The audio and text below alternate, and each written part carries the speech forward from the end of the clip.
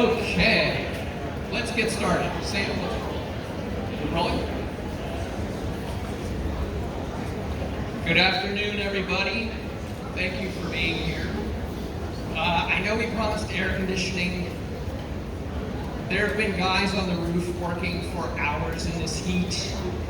They got one compressor working, but the other is still malfunctioning, so we apologize for that.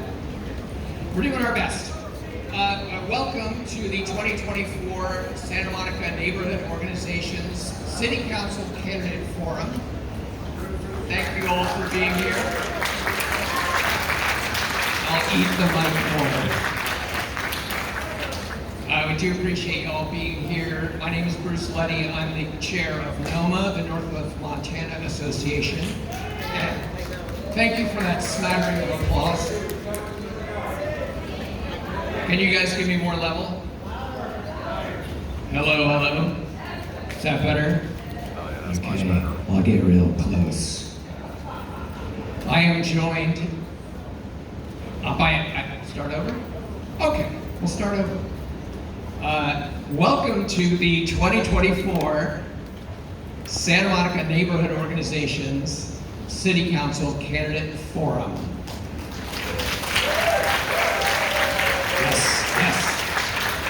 My name is Bruce Leddy. I am the chair of NOMA, the North Montana Association, and we are joined today by leaders from 6 of the officially recognized Santa Monica neighborhood organizations who are co-sponsors of this event, and they are Zena Josephs and Nikki Kohlhoff from Friends of Sunset Park,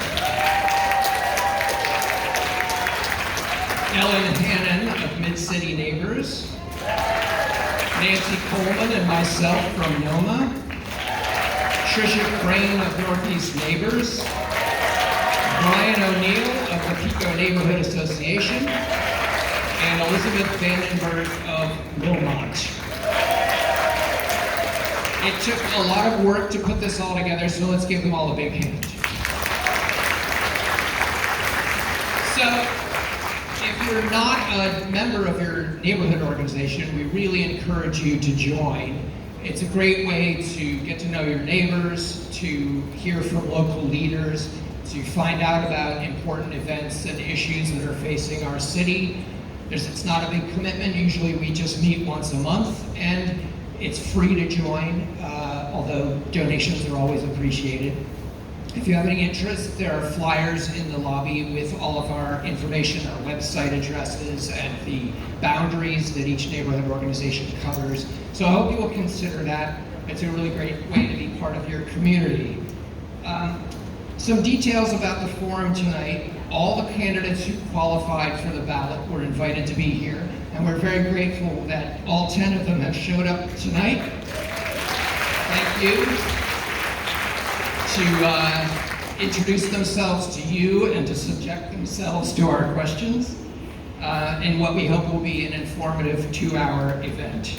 We also applaud all of you for taking time out of your busy schedules to be here and to make yourselves informed voters. You know, City Council has a big impact on all of our futures, so it's really great that you're here and appreciate that. Some other little details: we are videotaping the event, and it will be posted online in its entirety, no editing, including my flubs.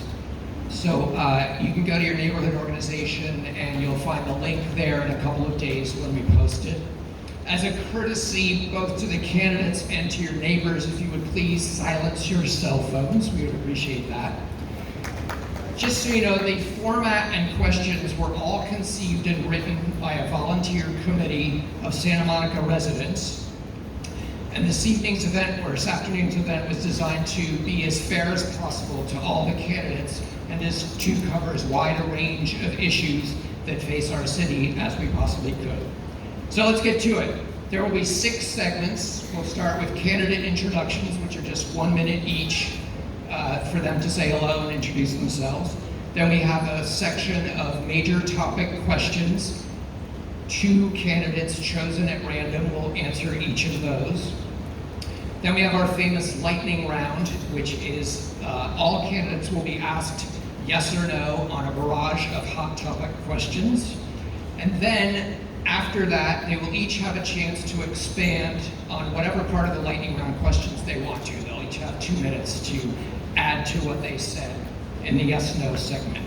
After that, we have specific questions tailored to each candidate, and then we wrap up with our candidate closing statements, which will hopefully be 2 minutes each. We'll see how we're running at that point. We're hoping to keep it to 2 hours and 7 minutes, which is exactly how long Deadpool is, but we'll try to be less violent or profane. Candidates, your answers will be timed, and you can look to the front row where there will be signs that give you a 30-second warning, and a 10-second warning, and a stop talking warning. So that's it. That's everything for this evening. This afternoon, we will start it off with candidate introductions, 1 minute each, and the first 3 chosen by random are Ellis Raskin, John Putnam, and Natalya Zernitskaya. Ellis, it's all yours. Great, thank you very much. Thank you so much for the organizers for this event for putting this together today. Hi everyone, my name is Ellis Raskin. I am an environmental attorney, which means that I work with communities and stakeholders across California to build cities that are prepared for 21st century challenges. So voters, before you cast your vote this November, you have to ask yourself some important questions. Do Santa Monicans feel safer than they were 4 years ago? Do Santa Monicans participate in a city that is more affordable than it was 4 years ago? Have we done meaningful things to address homelessness in the last 4 years? I think the answer to those questions are no. It's time now to elect leaders who have the skills and experience to address those challenges. As I said, as an environmental attorney and the former chair of the Planning Commission, I've created programs to address affordability. As a former legal staffer for the San Francisco Sheriff's Department, I've created use of force programs to deal with bad guys. And I have the skills and experience to lead us to the future, and I hope I have your support. Thank you, Ellis. John Putnam. Hello, I'm John Putnam. My wife Sophia and I have been in Santa Monica for 30 years and raised our children here. And we care about the city deeply. I think the main thing I'm really concerned with, that deeply concerned about, is what's happening with the homeless, the addiction, and the drug use that is running rampant in our city. We need to look at effectively changing and addressing these in a real way. I asked the question, why? Why are we having, she got me in 30 seconds. My question is, why are we effectively addressing this issue in a way that is going to be important for all of us to be able to get behind and fix? My main issue, though, is with the entire addiction problem, the homelessness, and all the other areas of our city that are being taken over by this cause. Thank you. Thank you, John. Natalya is next, and after her we will have Wade Kelly and Phil Brock. In politics, 35 is the new 60. I don't look like your typical seasoned candidate, but my 12 years of community service here in Santa Monica, including my policy work as president of the League of Women Voters of Santa Monica, and my work with the city's audit subcommittee, have uniquely prepared me to tackle our city's challenges with proven solutions, not promises. I'm a refugee from the former Soviet Union who doesn't want anyone to live in fear like I once did.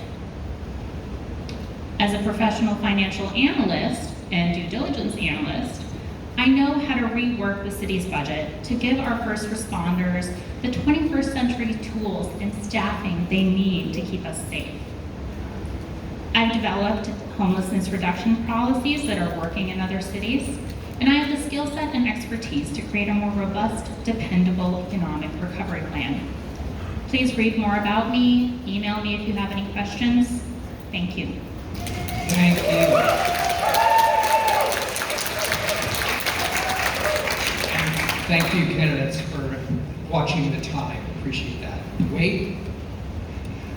Hello. Wait, you're gonna get out of the shot if you stand up. Hello. Can you sit, please? Thank you. Can I start over? Yes. Hello, my name is Wade Kelly, and I'm here to stand up for human rights, and I hope you are too. In Grants Pass versus Johnson, this ultra-conservative Supreme Court said that cities now can determine whether or not homeless human beings have the right to sleep or be criminalized. In her dissent of that ruling, Justice Sotomayor said to keep people from sleeping is cruel and unusual punishment and goes against the 8th Amendment of our Constitution. So Santa Monica, we have a choice. We can stand with Trump's ultra-conservative Supreme Court and criminalize homelessness like Mayor Brock would like to do. Or we can stand with Justice Sotomayor and others who want to stand up for human rights. We can't keep beating down on those that are down already. We need to lift up the most vulnerable and work towards solutions. We need to build more affordable housing. We need to have more programs that help people and lift people up. We don't want to keep beating people down. And I want to work towards solutions, and I hope you do too. One more thing. Yay, Judge Carter.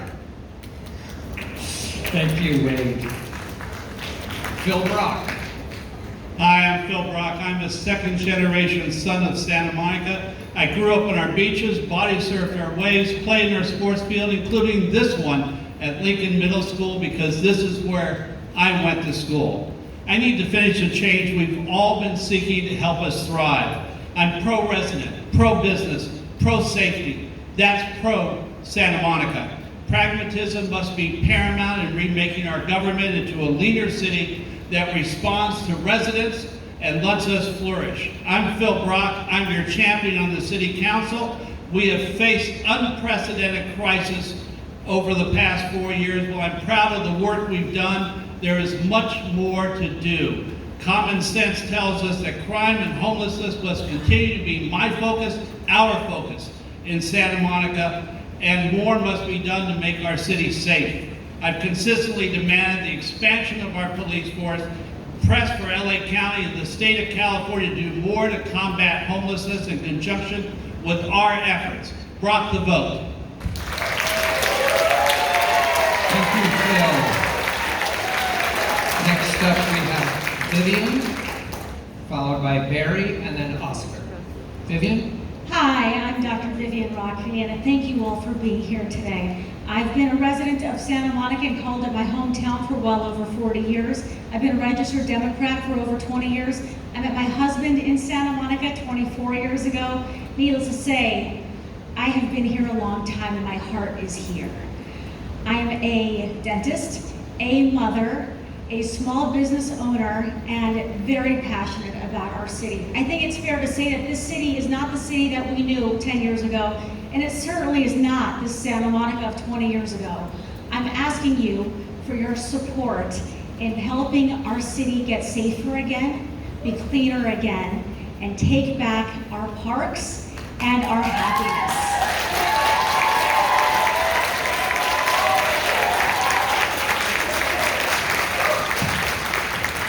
Thank you, Vivian. Good afternoon, everybody. My name is Barry Snell. I've been a 20-year resident in Santa Monica. My wife, Kara, and I have raised 5 children here. 4 have gone through public school system. I'm presently a Santa Monica College trustee. I've been there for 9 years. I'm also a state community college trustee. I spent 4 years on the school board, and I spent 12 years on downtown Santa Monica board. I care very deeply about this community, and I show this by my public service. Over the 20 years that I've been here, 16 of them have been from public service. In my day job, I'm a CPA, a forensic accountant. I understand how to look at finances and really look at the equity of dealing with public finance. That's why my platform is about affordable housing, about safety, and increasing our ability to live comfortably in this community. I love this community, I care very much about it, and as you see today, I really have the plan to make things different. Thank you. Thank you, Barry. Next, we have Oscar de la Torre. Thank you. It's great to be here. Great to see everyone here today to talk about the future of the city of Santa Monica. My name is Oscar de la Torre. I'm a proud Democrat, and I'm born and raised here in the city of Santa Monica, a product of our public school system. I committed my life to public service. That led me to tackle some of the city's toughest public safety challenges, and I'm motivated to bring my years of leadership and governance experience to address the mental health, substance abuse, and homelessness crisis we are now facing. Our city needs proven leadership. The social conditions we are experiencing is unprecedented.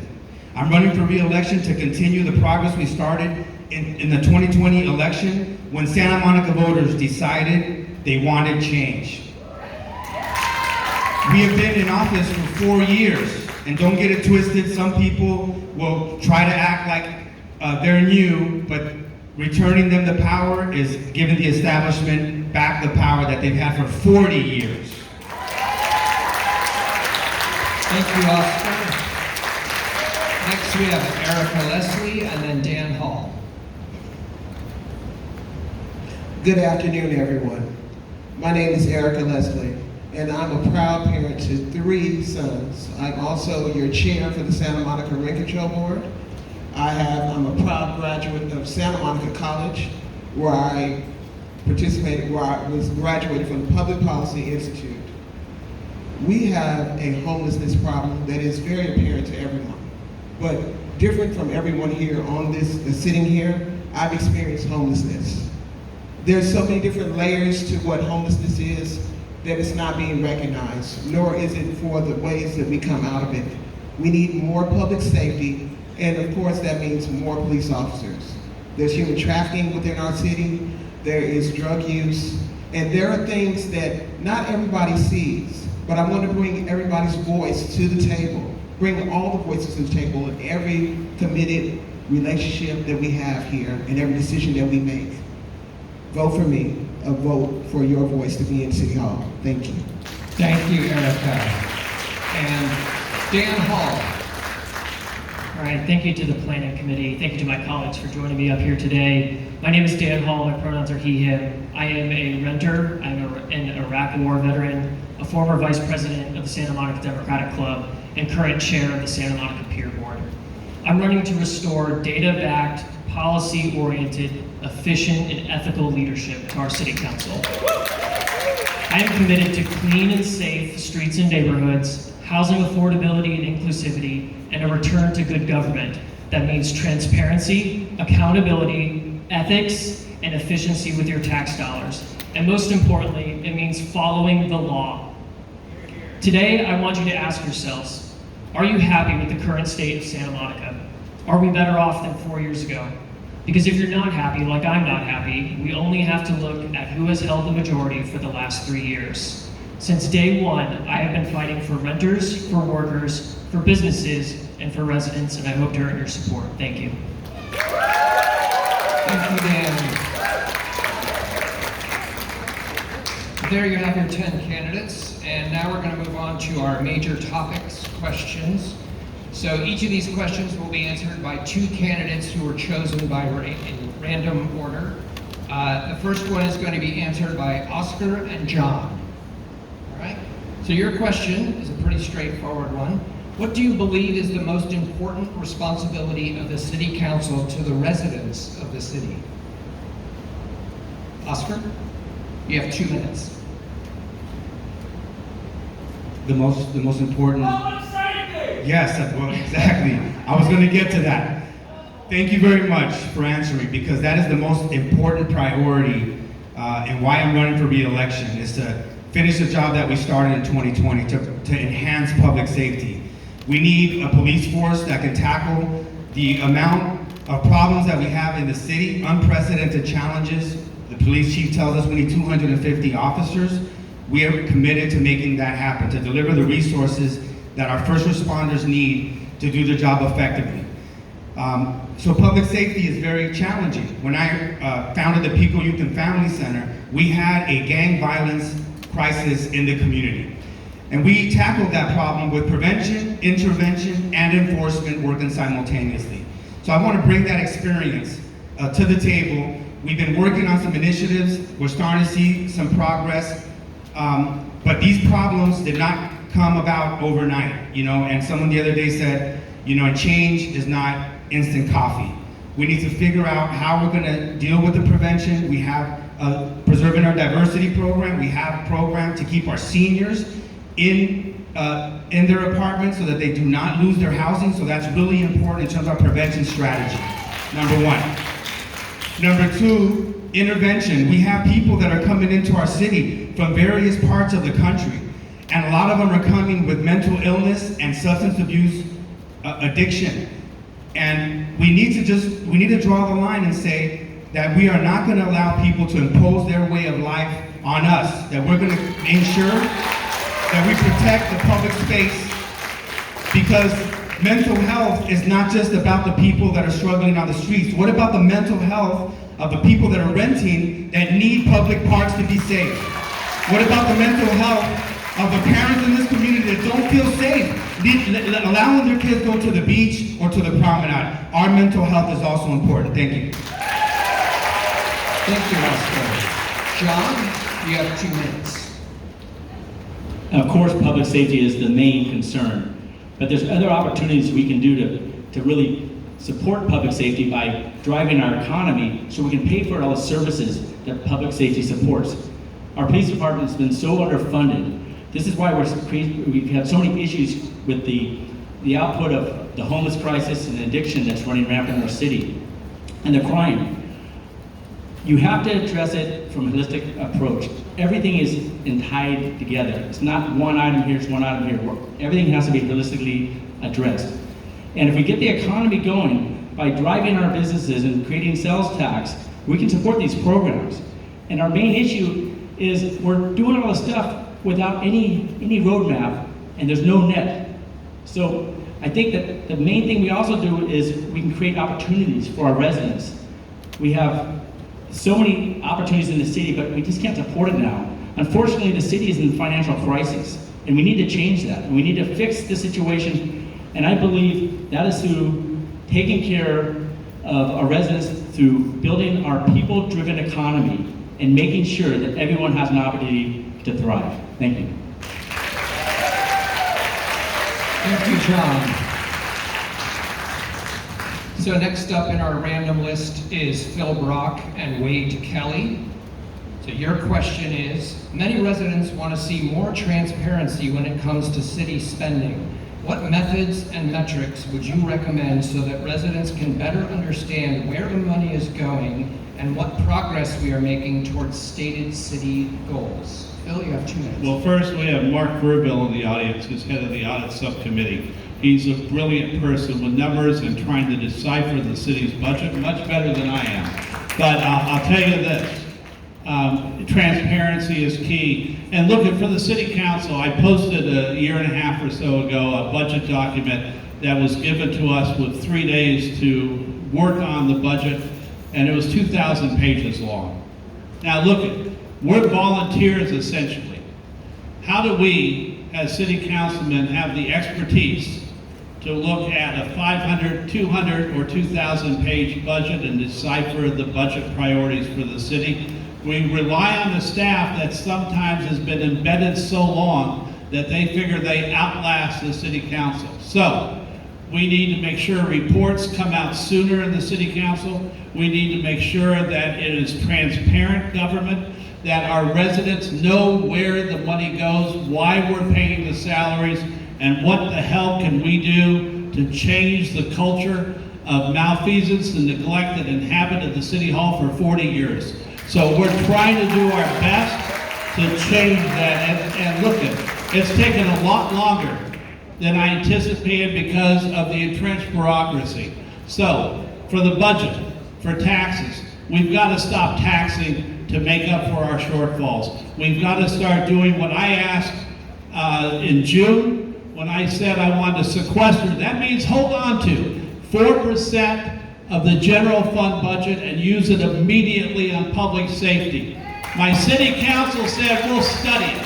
I said I need 4% to make sure that we cover mental health now. Look at our streets. And instead, for many of our city council people, it was, well, we'll study that too. If you need to study that, you need mental health yourself. Help us. Thank you, Phil. Wade? Thank you. All right. Now this is my strong point. Okay, I think the main thing would be, as Phil Brock said, transparency. I've been trying to figure out exactly how many homeless people have been housed since Santa Monica got its zoning rights back. Everybody knows Santa Monica had its zoning rights taken away by the state of California because they weren't building enough, or planning to build enough affordable housing in their housing elements. And so they had their right to grant permits taken away for about 2 months in 2022. So I'm trying to figure out, well, how many homeless people have you actually housed since 2022 when you had your zoning rights? I'm going through this housing elements online and I'm trying to see, best I can see is since 2010, Santa Monica has built about 3,200 and something, and that's since 2010. More transparency so that people can be a part of this democracy, so that people can actively participate in what we're trying to do. But, you know, Santa Monica, since 1970, the population of Santa Monica has grown by less than 2,000. While the rest of California has grown by over 20 million. So Santa Monica, you've been saying, we got ours, you stay out. Mayor Brock doesn't even want to count these homeless individuals that have been living on these streets for many years as residents. That's part of what we need to do for our residents, is say that we have 1% of our residents are homeless. We have to work to lifting them up and make sure that everybody can thrive and survive in this very wealthy city of Santa Monica. Thank you, Wade. Appreciate everybody sticking to the time limits. You're doing great. Our next two randomly selected candidates are Ericka Lesley and Barry Snell. And your question is, there appears to be no analysis about the cost to the city of meeting the state-mandated housing, which will result in more than 30,000 new units. Please explain how you will budget the funds needed for additional services, infrastructure, and ongoing maintenance that such a population increase would require. Ericka, you have 2 minutes. When you get your mic. That was a long question. You might have to repeat that. Yeah. You want the whole thing? Yeah. Okay. Slowly. Sure. There appears to be no analysis about the cost to the city of meeting the state-mandated housing, which will result in more than 30,000 new units. Please explain how you will budget the funds needed for additional services, infrastructure, and ongoing maintenance that such a population increase would require. So, as we know, we're in a budget constraint. You can't build housing in a budget constraint. You have to get help from the county. You have to get help from the federal government. We have to call in for backup. Same thing with homelessness. There's layers to this. And as you talk about a budget, our budget's already jacked up. What more can we do, you know, with an imaginary budget? What would I do? Is that what you're asking me? Because right now we don't have the budget for it at all.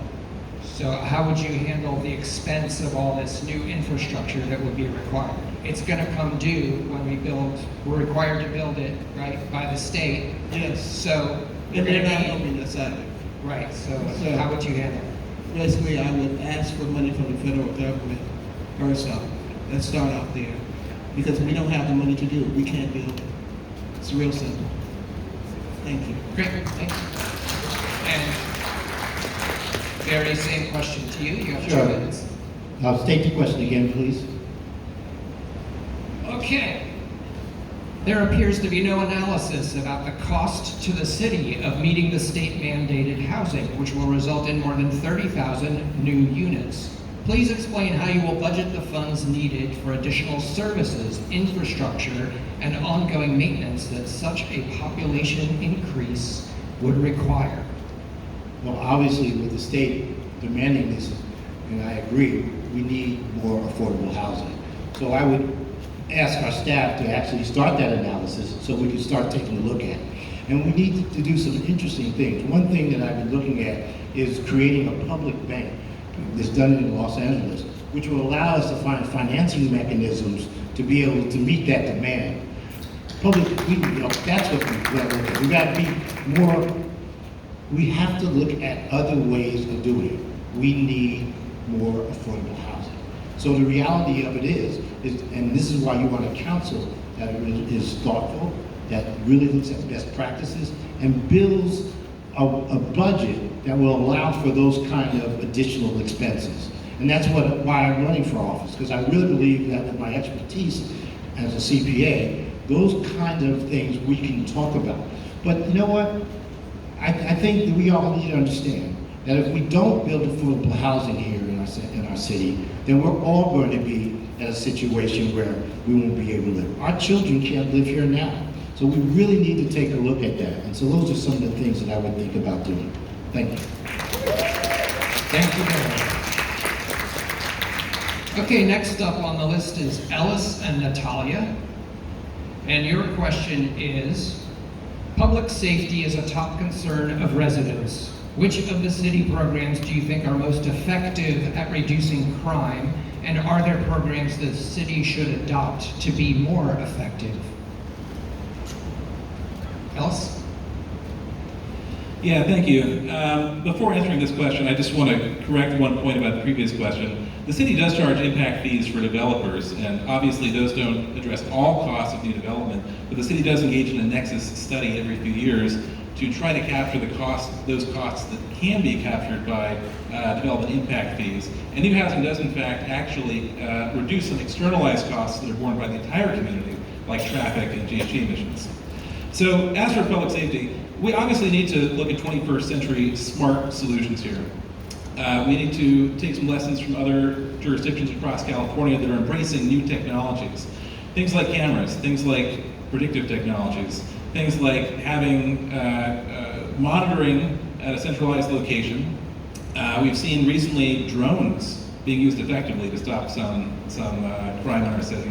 But all this obviously is not going to be a solution for actually having meaningfully effective boots on the ground and folks out there participating in the community and keeping an eye on what's happening in the community. Obviously, I think we all want to get back to the pre-2020 staffing levels. We all want to get back to having an amount of police that makes sense for our community. We're not going to be able to do that unless we fix our underlying budget problems in our city. I, for one, pledge to stand up against litigation settlements that are bleeding our city dry. And I'll tell you what, too.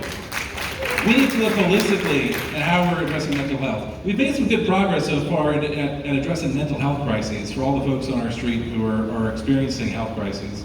We also need to think broadly about things like traffic safety. In this county, more kids die from traffic violence than gun violence. We need to think about how kids are being protected as they walk to schools, they take bicycles to schools, they take buses to school. We need to make sure that folks aren't dying from pollution and heat in our cities. Honestly, we need to think more about just crime being a black and white thing and think broadly about how we find solutions. Thank you, Ellis. Natalya, 2 minutes to you. So I think there's a misconception about folks who identify as more progressive. It's not about being soft on crime or hard on crime. I agree with my colleague. It's about being smart on crime. I'm going to be smart on crime.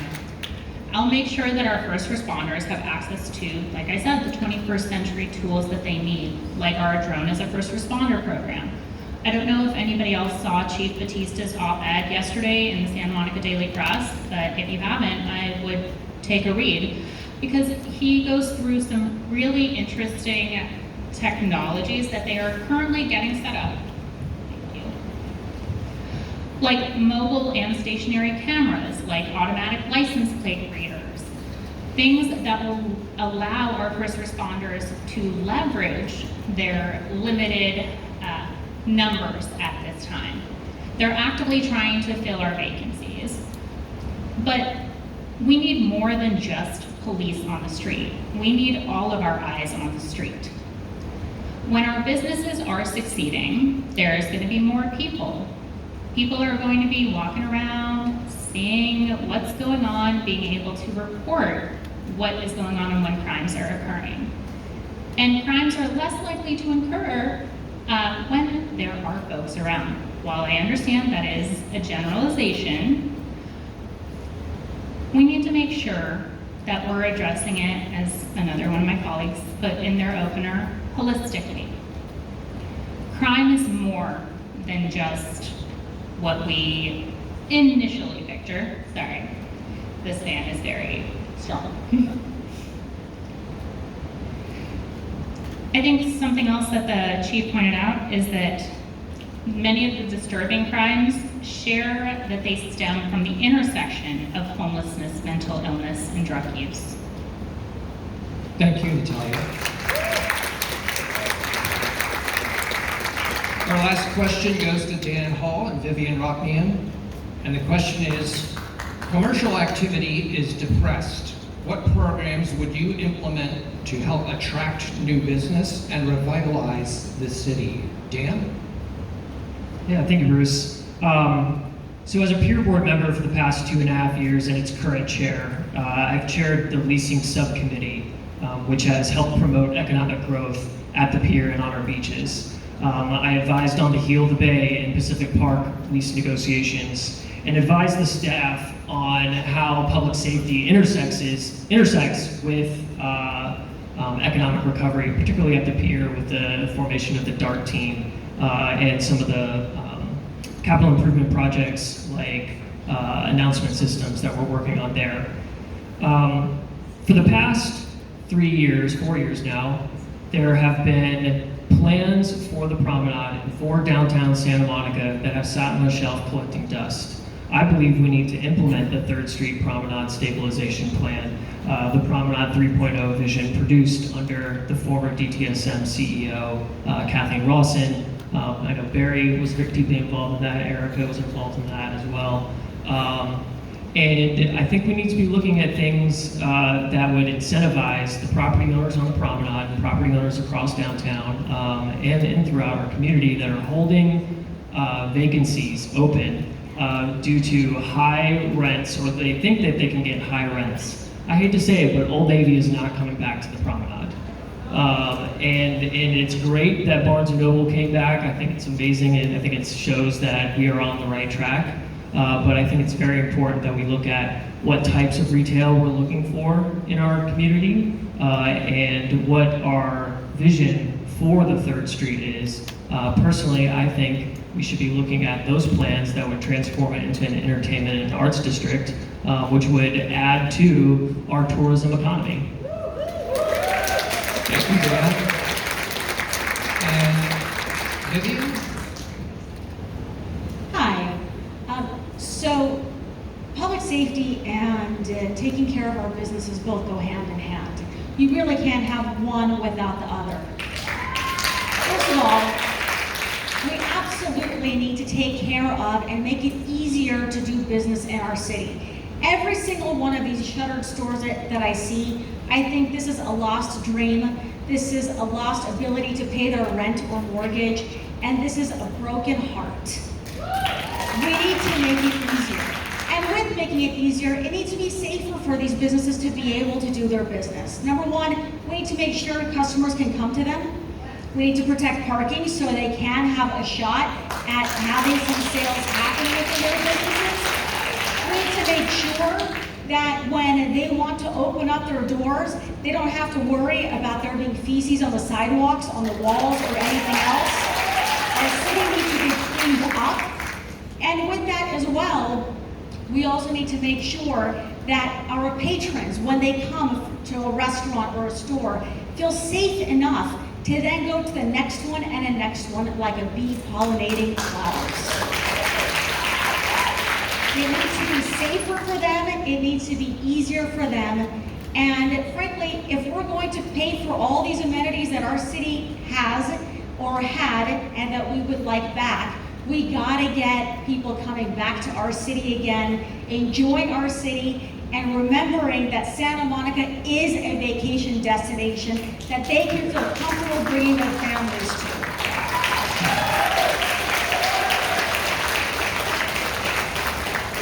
Thank you, Vivian, and all the candidates. Well done. Now we're going to move on to our lightning round, and it's my pleasure to introduce the inimitable, irrepressible, hardest-working volunteer in Santa Monica, Miss Tricia Crane.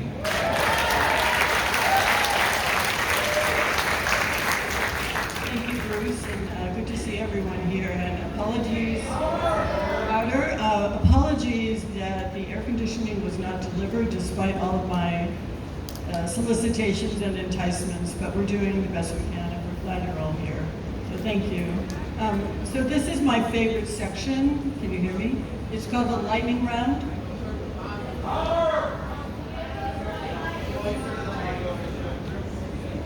Is that better? Okay. Can you hear me now? Okay, I'm going to do my best to speak louder. Maybe the booth can boost the noise and sound. So here we go. I am in charge now of my favorite section, which is the lightning round. And all of you should have found these under your chairs, these paddles that indicate, is that better? And service fans that indicate, they will indicate yes or no as answers to the questions our committee put together. So at the end of this section, there will be 2 minutes for all of you to expand upon any of the questions that are of interest to you. Okay, so hopefully you can hear me now. If not, yes. Okay, number 1. The Santa Monica Police Officers Association has presented data to show that traffic stops are a tool police depend on to solve and prevent crimes, and that there is no data indicating that our local police discriminate against people of color. However, the Public Safety Reform and Oversight Commission maintains that traffic stops are racially motivated. Do you support the use of traffic stops by Santa Monica Police Department? Yes or no? Traffic stops.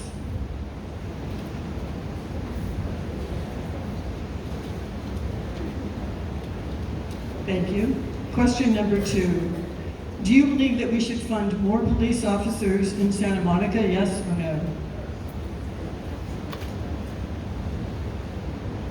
Question number 3. Besides MacArthur Park in downtown LA, Santa Monica's Reed Park is the only other park in LA County providing needle and pipe distribution in our parks. Given the safety issues, do you think our city should fight to end this program in Reed Park? Yes or no? To fight it, yes.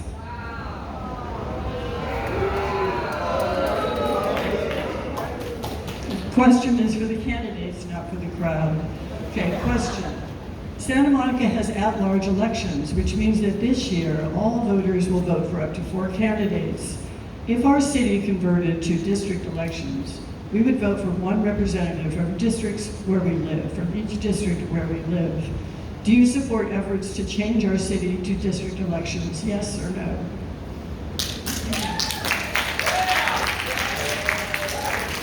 Thank you.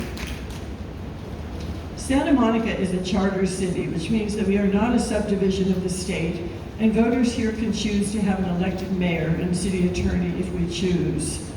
Do you support an elected mayor rather than the current process by which the council chooses the mayor? Yes or no?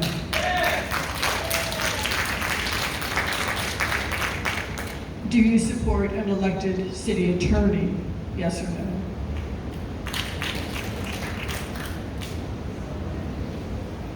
No commitment, Oscar? Okay. Many are concerned that the city council members are not provided with adequate information to prepare themselves for long council agendas with significant decisions to be made on matters of great consequence to the community.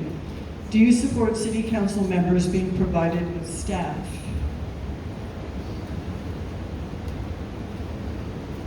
Thank you. The city's financial situation, specifically the general fund, is unhealthy and continues to deteriorate. In July of this year, Standard & Poor's Global Rating downgraded a subset of the city's bonds over concerns around declining reserves from lawsuits and the adequacy of existing tax revenue sources to replenish those reserves. Is the funding of city services through parcel taxes on the residents and businesses an acceptable public policy option? Yes or no? Yeah, the whole thing? The last part. So the question has to do with our deteriorating rating by Standards & Poor's, the need to replenish our lost reserves. Is the funding of city services through parcel taxes on the residents and businesses an acceptable public policy option? Parcel taxes. Number 9, do you support rent control and existing tenant protections?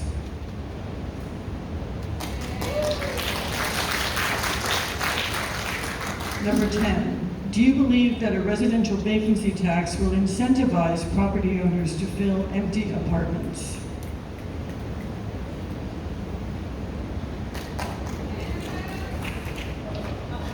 Number 11, and hold them up. Hold them up, please, until the next number is called so everyone can see, because there's a lot of you up there. Would a commercial vacancy tax encourage property owners to lower rents?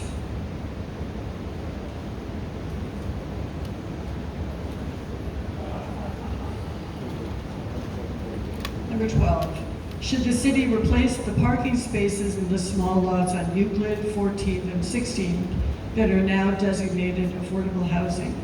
Yes or no? I'll repeat it. Should the city replace the parking spaces in the small lots that are being lost on Euclid, 14th, and 16th that are being now designated affordable housing? Should that parking be replaced? Yes or no? 13. Should the Main Street business parking lots be used for affordable housing without any replacement?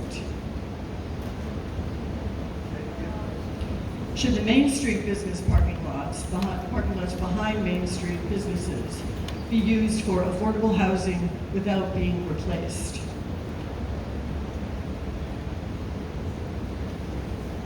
Number 14.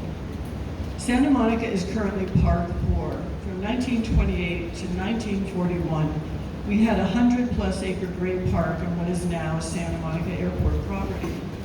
When the airport closes at the end of 2028, do you support gradually restoring our great park?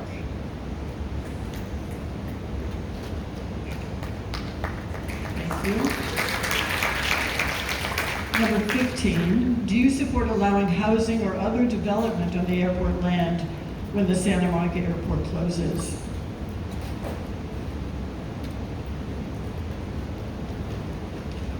Thank you. Number 16, Senate Bill 10 allows cities to permit multifamily development in single-family neighborhoods.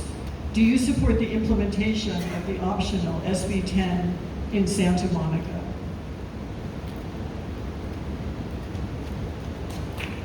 Thank you. Number 17, our libraries now have barriers from limited hours to only providing a self-service system that have resulted in many young people being unable to access the library because of their age. Will you commit to restoring access to our libraries to pre-COVID hours?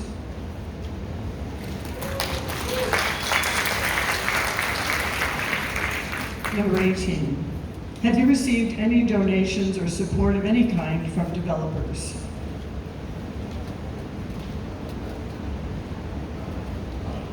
you. Number 19, should city staff be given free parking when Samuel High students have to pay for parking? Oh, Rick, did you not hear? I'm sorry. Should the city staff be given free parking when our Samuel High students must pay for parking? Yes or no? Number 20, there's a proposal before City Council to strengthen enforcement of sleeping in public parks. Do you support the new proposal to prohibit sleeping in public spaces?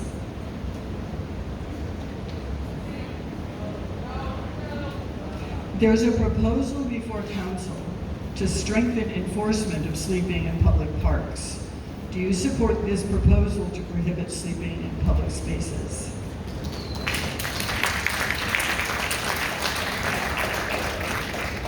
Thank you. And now the last question before we go to the extended answers. Are you a member of your neighborhood organization? Thank you. Very self-serving. Sorry about that. But, so now we have an opportunity for all of you to spend 2 minutes responding to any of these questions that strike you or that you want to expand on. And once again, you can rely on our timers. We're giving you 2 minutes. So thank you, timers. And we once again use the randomizer for the sequence of people who are being called right now to react. So any of the questions, and if you want me to repeat the question for clarity or just provoke something in you that you want to speak to for 2 minutes, now's a good time. So our first speaker, our first candidate is John Putnam.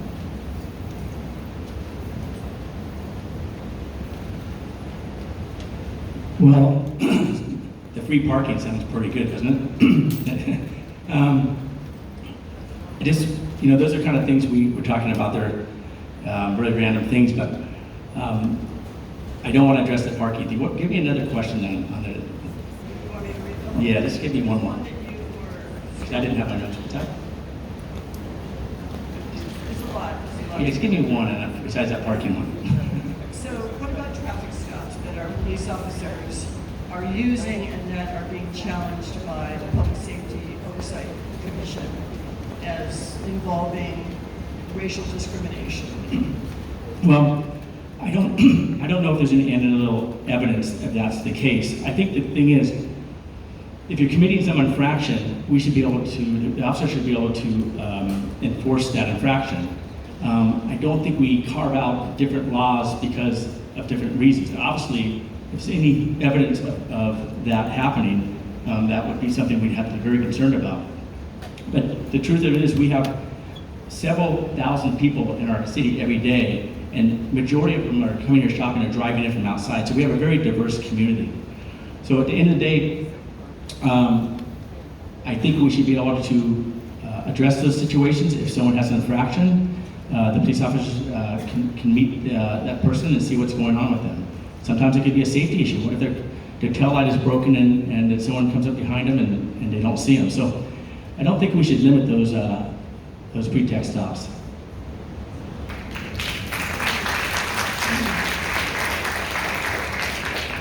Thank you, Nancy. The next is Dan Hall, who just waved at me. All right, thank you, Tricia.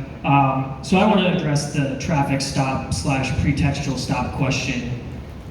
That question was about the PSROC policy on pretextual stops, not traffic stops. Traffic stops are an important tool that the police department has when a traffic violation has occurred.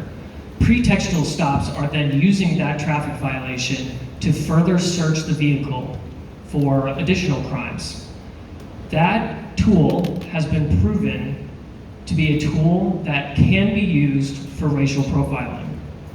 And I am deeply concerned with any tool that could be used in that manner. I think it's very important that we follow state law, AB 2773, that went into effect this year, January 1st, that requires police officers to state the reason why they pulled someone over. Pretextual stops, and to your point, John, about the data, we do have data. It's called RIPID data. It's required by state law. And our RIPID data shows that black and brown people are pulled over at a higher rate than white people in this community. They also showed through a third-party analysis that the police department's analysis was not statistically sound and could use more rigor. If it is not a linear regressed analysis that's controlling for external variables, then that analysis is not fair. The other question I want to address is fighting Reed Park distribution. As we learned at City Council last week, state law preempts municipalities from doing anything to a county-run program. The county chooses where that program operates.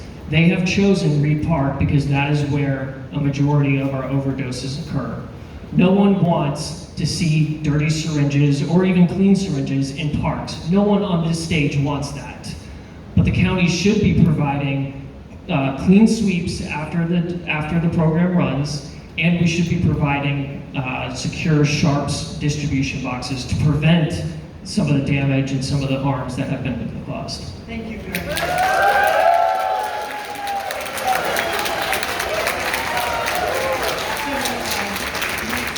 Next, we're up to 2 minutes, Natalya. Natalya has up to 2 minutes to choose any of the questions, right? Yeah. Awesome, thank you very much. Louder? Awesome, thank you very much. So here's the problem. These are not yes or no answers. There is nuance to all of these, but I want to take a little bit of a deeper dive into a couple of them. The first one, the fight to end the harm reduction program. As one of my colleagues just mentioned, the state does supersede the city, but what I will commit to is immediately sitting down with the supervisor and county staff to see how we can better address the community concerns. It's a dream. Nobody wants to see syringes in our parks. Nobody wants to see drug use out in public. The thing is, though, we're not going to be able to move it unless we actually work with the county and we communicate with them and we don't antagonize them. Next, on the elected mayor, I had a thumbs down, but that's only because I don't understand at this point what an elected mayor would actually serve the purpose of. If there is a good reason to have an elected mayor in a way that will better serve the citizens of Santa Monica, I can get behind that. For personal taxes, it's a maybe. It depends on what they're for, it depends on how much, it depends on how impactful it's going to be to residents, and it's going to depend on what else they're paying. So we have to take into consideration all of these variables. And last, on the commercial vacancy tax idea, it's an idea. We should explore it. We need to promote more businesses in our community. We know it's hard to open a business. We know it's hard to run a business. We need to make that easier. But I don't think we should be limiting ourselves to the potential of a commercial vacancy tax. We should look at other incentives as well. Thank you.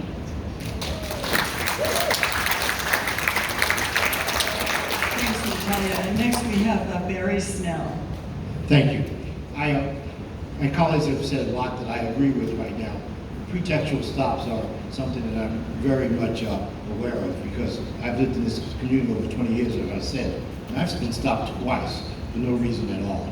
I just don't believe that pretextual stops will reduce crime in any way, so we need to think about that. Second of all, City Council right now has a proposition on to have an ordinance where you cannot sleep in the park or utilize blankets or sleeping bags. Well, I just think that is not a method that's going to stop our homeless and house population. In addition to it, the African American population in Santa Monica is 4%. The homeless population for Black Americans are 33% in Santa Monica. So what does that do? What does that mean? Those kind of ordinances, those kind of agreements will affect the minority community much more so than anyone else in this community. We've got to think about better and more productive ways for our unhoused population. And then thirdly, I too want our businesses to thrive and I want our economy to grow back. But I do know, I spent 12 years on the Downtown Santa Monica board, the the downtown Santa Monica businesses were affected by in May 31st, the riot in our city. However, many of those businesses were closed beforehand, and their rents were really, really high. We've got to take a look, yes, we've got to take a look at how we look with our businesses and make the economy go back again. I am not a supporter of a tax on businesses that are occupied, but I am interested in getting our businesses back to where they need to be again. So thank you. Thank you, Barry. Next, Ericka Lesley. Okay, I need to elaborate on Reed Park. It is above the city council's purview to get rid of the needle exchange program, number one. Number two, I'm not advocating for us to get rid of it, I'm advocating for us to move it so that our children don't have to run into it. But that's at the county level that we need the advocacy for. Number two, as far as the airport, I said it needs to be mixed use. I understand we want a park, but there's already businesses there. There's already buildings there. Can we repurpose those buildings to utilize them for either affordable housing or to encourage new businesses to take occupancy of those buildings that are already there? As we always say, re-up and repurpose. Why can't we repurpose those buildings instead of knocking them down? Because that's something that we can utilize those businesses for. Thank you. Next, Phil Brock.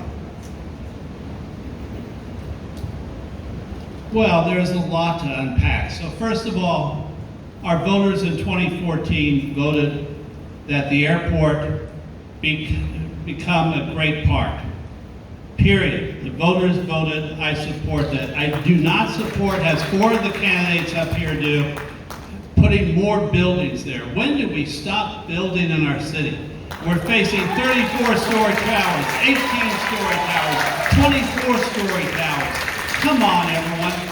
The only place that we'll have left for a chance to have open space for the future generations to come will be Airport Park, will be that great space where we can put recreation facilities. I was the chair of the Parks Commission and Parks Commissioner for 14 years.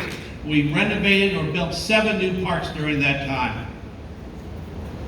The airport was bought by a bond measure to create a park. The park left, as someone said at the start of World War II, it's damn time we get it back for future generations. That's number one. And for anybody who's running on this stage who says build there, I'm sorry, they would never have my vote, and I hope they don't have yours. Downtown Santa Monica. One of the gentlemen on the left of me just said he was a downtown commissioner, downtown Santa Monica Inc. board member for 12 years. And during that time, ask yourself which way downtown Santa Monica went. It's pretty simple. When I was asking from the time I was elected, the day I was elected, for public safety downtown, for help, over and over and over again, the DTSM board members said, no armed security. Oh, we don't want any security. We don't want this to look like it's an armed place. Well, look at the shoplifting, look at the crime, look at the injustice to residents, and on May 31st, 2020, 158 businesses were sacked. Thank you, People Phil. ended up in the hospital.